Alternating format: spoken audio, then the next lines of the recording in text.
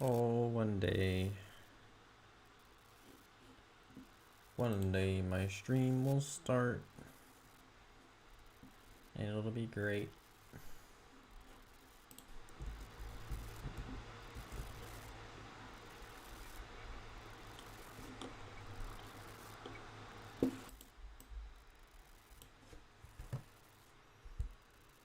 I actually have no idea. Does stream smooth?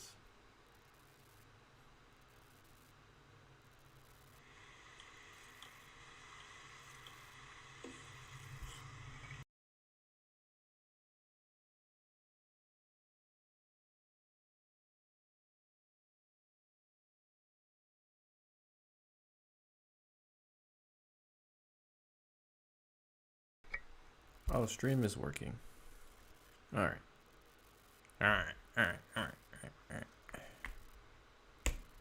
Okay. We can get the ball rolling. Okay. We'll start with some 183 games. There's gonna be a little bit of a stream delay. I don't know about that yet. I'm still trying to figure shit out. OBS is weird. So, yeah. I really couldn't tell you why, but stream delay is the thing. And it's gonna be 3 minutes again. So, sorry? I don't know. How does one apologize about something they can't control at the moment?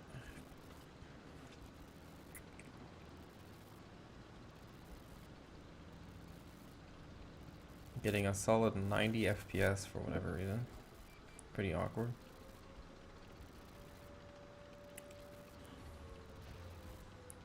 Who put that rock there? Oh yeah, and then I'll go over a replay that was sent to me today. Why not? Help a brother out. Oh.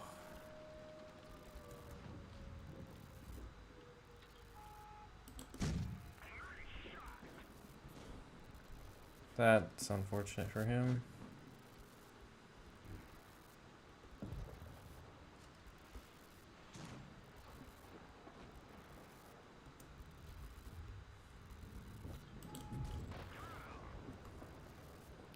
Pretty low roll, but I mean, this is a 183. What is a low roll?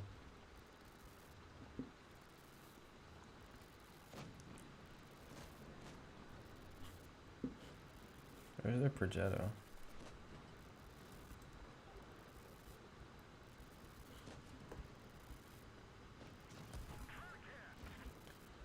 Good job. Grind on me and then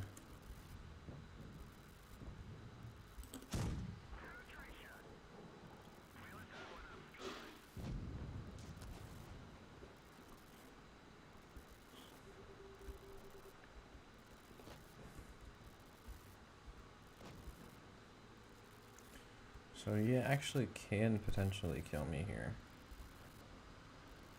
It's not gonna matter, he's gonna die. Okay.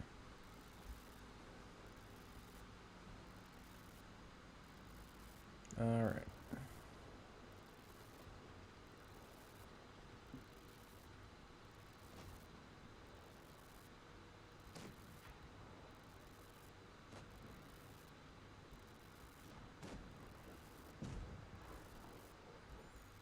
Equal. Hello, Bliss. Hello, Kashi Sensei.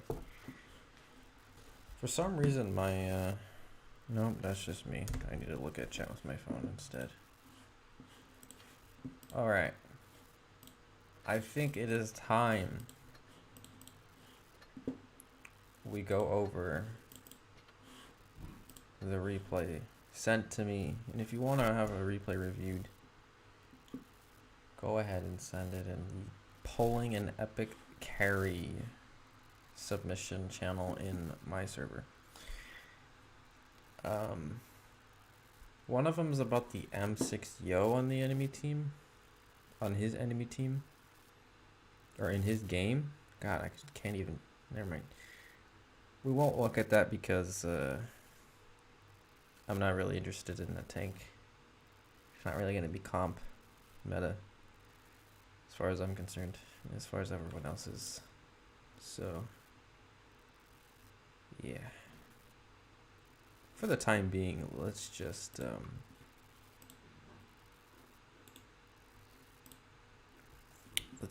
you know, watch the ace, I guess. And for some reason, I'm hitting open it up, and it is taking like 10 years. There we go. There we go. Okay.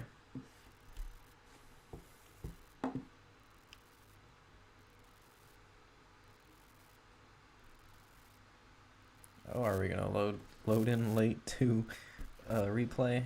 Oh, alright, we're good. Alright. I am gonna pause the game. And I'm gonna look at the lineup and just kind of watch what you have going here for you.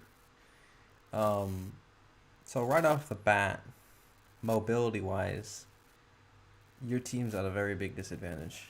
I mean, if you want to consider the Emil and the E75 worse than an IS-8 and an E100 and a KPZ, then sure. But top tier wise, they have the advantage. I mean, you have a 183 E100, but it's a 183 and it's an E100. They have a VK and a Grill. Grill has the most accurate gun in the game as far as, you know, all guns are concerned, at least. Excluding the Leo and the 62A. VK90, very good tank. E75, sorry, only talking about the top tier.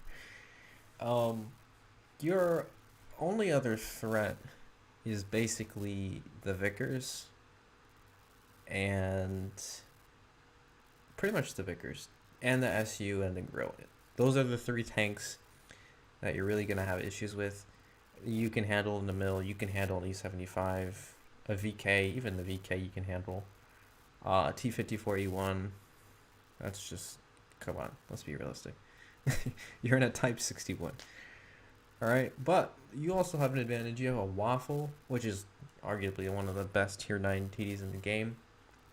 A Bat Chat, which it's a Bat Chat, it's tier 9. I'm not going to say it's good in the current meta, but I'm also not going to say it's bad. But, you know, you've got your E100 and your IS-8, which is a stopping block for most teams. They're not going to just push an IS-8. They're not going to just push an E100 or over-aggress, right? So, if I was you on this one, I would just play middle and try and figure out what it is the enemy team is doing, right? You don't know what's going to happen, so we're going to play it. And I'll go ahead and do that because I know that's annoying.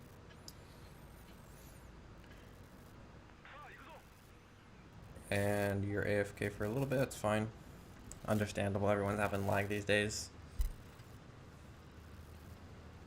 Okay, so you're going to go to the middle where the Bat Chat's going. This is not a bad play. I probably would have done the same. Bat Chat, very bold play here. Probably going to get punished for it. Unlucky. It happens. Bat Chat got lucky. Really lucky, actually. Okay. I'm going to stop it right here. So, 1, 2, 3, 4, 5. I'm pretty sure the E75 was spotted. And then the Grill. I mean, he even announced it. He said he missed. Right. I mean, there was only one other tank that he could shoot. So, right off the bat, you've counted pretty much almost all 7 tanks. The only tank you haven't found out, the only tank you don't know exists is the SU. So that should tell you that you're either going to have to 1v1 the SU somewhere. I don't know if you guys can see my mouse, but if you're looking at the map here, and I'll even just, yeah, I can move his camera. So if you're looking at the map, right? You can even go in this area, even just like where the IS-8 is, and play this bull, and you'll have a lot more effectiveness because they're just basically where your team is. You're all just playing, and this is what's called a shelf, right? This is the mid shelf of Normandy. That would be where the crosshair is looking at is the top shelf.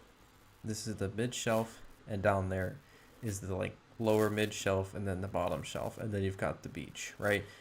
The mid shelf is often played because you've got tanks like Emils that exist, Vickers, this Type 61, so it's very common. It's very easy to play.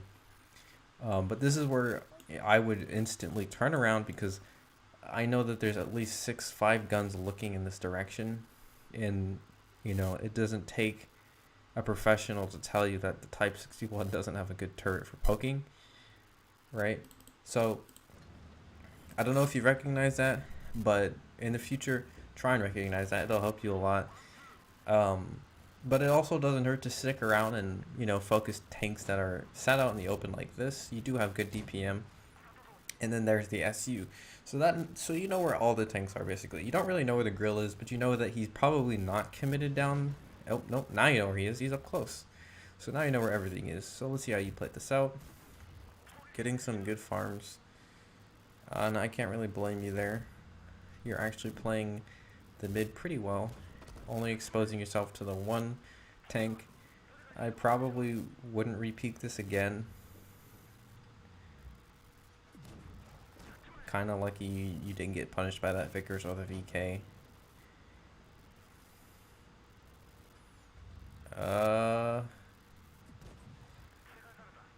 Yeah, I guess. It's risky, but you have to take risks in games. No, don't go for it again. Okay. Okay. So I get you wanted to go for the damage there. And I get it. But, again, right now, your team, look at the camping E100. That is probably one of the reasons why you're kind of losing this fight as a team. I mean, hit point wise, you guys are pretty even. You have, he lost roughly 1,300 hit points, right? And then you've got the Emil and the E7. So basically, hit points are kind of dead even a little bit. I would go, again, like I said, see that bad chat? I would even go further and go up to the top shelf. Get yourself at a better disadvantage. Put yourself in an advantage where you can put damage out. Because as you can see, people are looking at you when you're making this play. It's the most common position to look at. And kind of lucky that when you did poke and shoot that E75, you didn't get shot by the grill, right? So I like that you're at least playing the position relatively well. You go for the APCR pen there. That's pretty smart. Some things that are red aren't necessarily impenetrable. Oh, threading the needle there, almost bouncing. Emil is tunnel visioned and exposing himself. Good job taking advantage of that. Already at 3k. They're honestly over peaking, which is what's allowing you to get these farms. And it's good that you're recognizing that and you're taking advantage. I would never do that ever again. You just traded 332 for English. You've just traded 332 for 437, which is a pretty average roll for him. Imagine if he high rolled you and you would be like 700 or 600 hit points. Now you're like an average damage shot for a grill, right?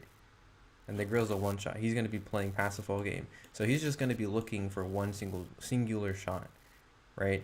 And there's still 4